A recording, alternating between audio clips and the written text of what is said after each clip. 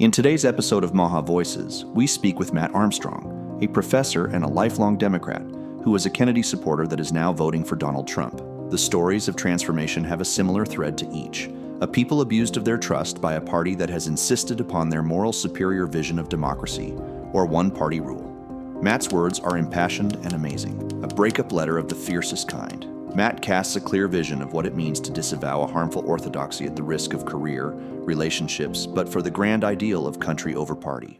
To the Democrats, this is my career suicide note, but it's also a thank you from someone who is done with careerism. I'm a lifelong member of your party, and I'm voting for Donald Trump. Why? It's not just your industrial-scale censorship or your endless wars or the fact that you disenfranchised millions of Kennedy voters. If that were all I had, it would be sufficient in terms of conscience and rage, but there's more to this story than anger.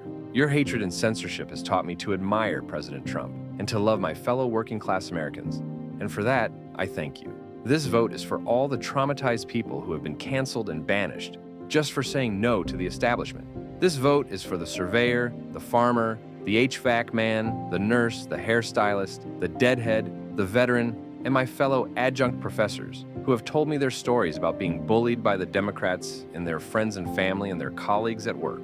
This is for the young black woman in my class last year who, on the day of Kamala Harris's visit to campus, said, "Oh, you're going to hate me, Dr. Armstrong, but I'm not going, I'm voting for Donald Trump."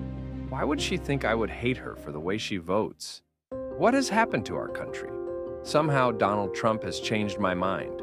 Where I once saw a cartoon white supremacist, warmonger, and narcissist, I now see the man who renegotiated NAFTA, and the only president in the 21st century not to start a new war. Where I once saw the pal of the neocons, I now see a man who has awoken from his slumber and disavowed Dick Cheney, George Bush, and John Bolton, even as my own party embraces these men.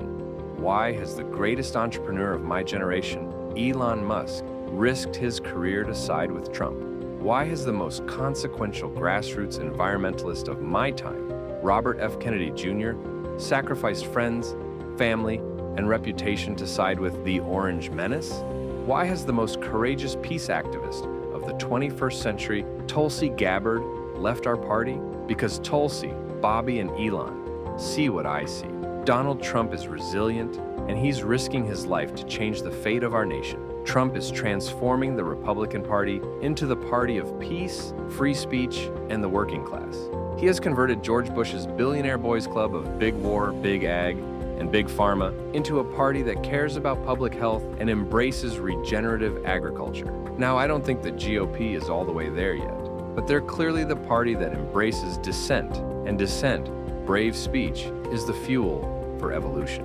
So, for the first time in my life, I'm voting Republican. In the name of peace in Ukraine and free speech here at home, I'm casting my vote as a Kennedy Democrat for Donald Trump.